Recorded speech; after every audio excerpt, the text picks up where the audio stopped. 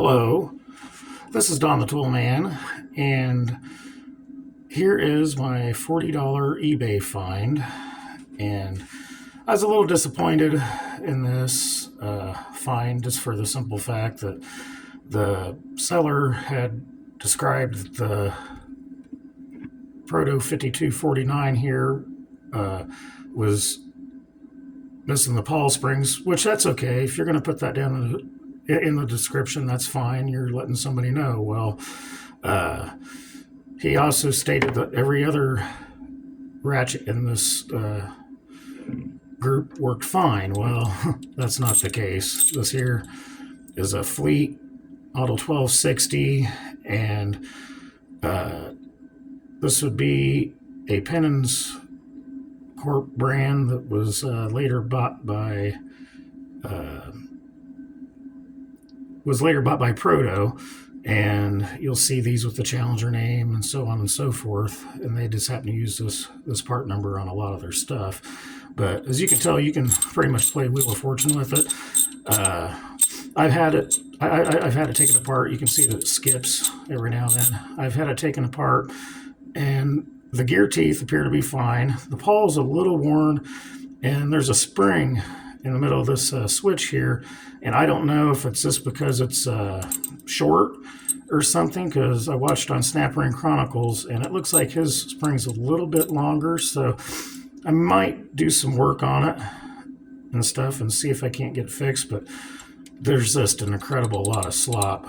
I know when I watched Catus Maximus on it, he said this has to be probably the worst USA manufactured ratchet on the planet, and I'd have to say he's probably right on that. As much as I hate to admit, it is kind of junk. The switch lever, I mean, it doesn't take much effort, and as you can tell, it's got 4 hash marks on there. I don't know if that's a number of people that's got killed by using this ratchet from it slipping. I have no idea. I mean, it's just ridiculous.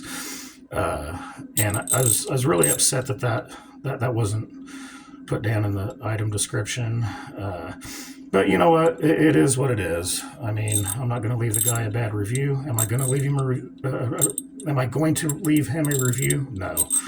I mean, I figured I lucked out. I got this.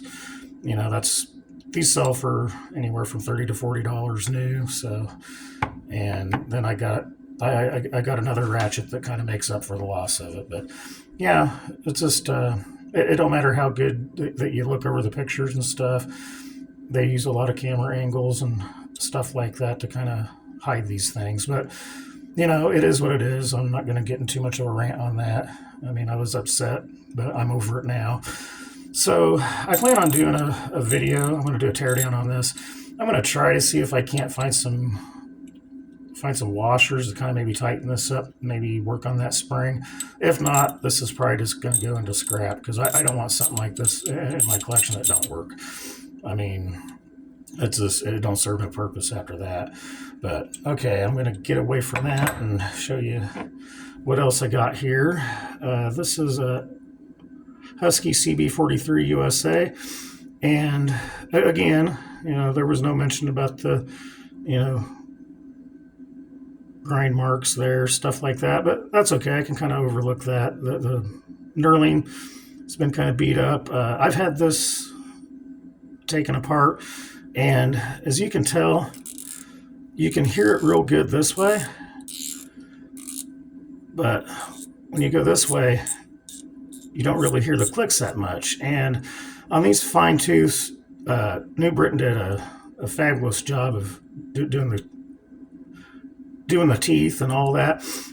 So good that you really can't see the wear. I mean, from your eye, you can't really see it, but I think it's worn just a little bit through here on the teeth, because when I had it apart and I pulled it out just a little bit, then the teeth sounded a lot better.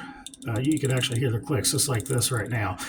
So I'm kind of wondering, maybe at a later date, I might try to find a washer to fit up in here and see if that doesn't fix it. But as far as that goes, I mean, it's has very little back drag, and a lot of that contributes to the fact that it's probably worn. But I did manage to test the strength out. I put it on a 5/8 inch fastener, and I actually stood on it, and it didn't slip or anything. So it's still a pretty good little ratchet. It's pretty tough. I was really amazed by that, and I didn't see any further damage by doing so. I wouldn't recommend you doing that, but I wanted to see if it was going to hold up, and as far as that goes, it does. But I'm gonna probably try to modify this and get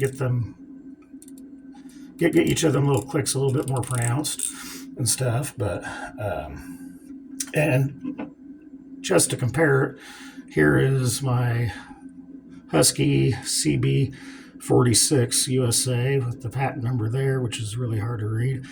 But this here would be the 45 tooth. And yeah, as you can tell, I mean, this here's brand new. I opened up right out of the package, and it was made from 1972-74 according to the Husky parts book that I looked up or whatever.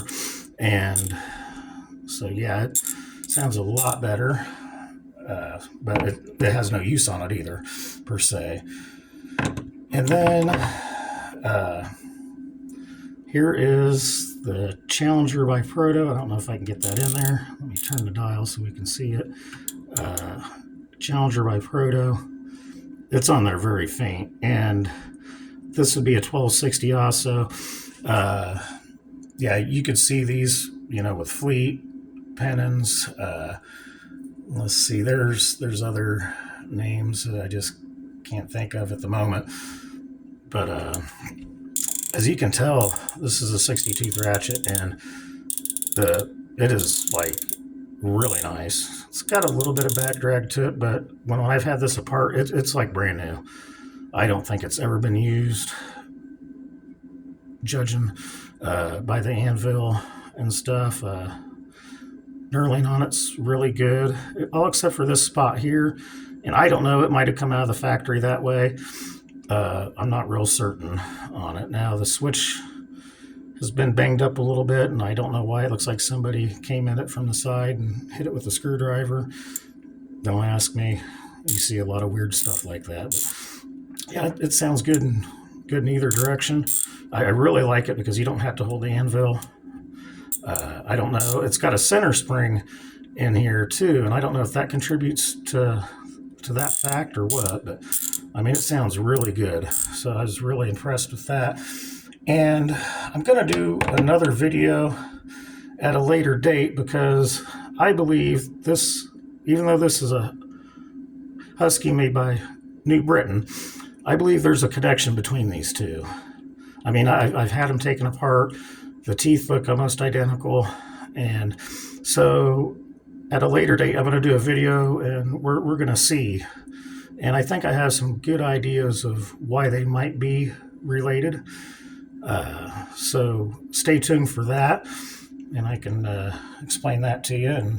And maybe you might agree with me on it. I don't know, but we'll find out. I think it's very interesting and worth looking into. But yeah, and to show you the difference, let me see if I can.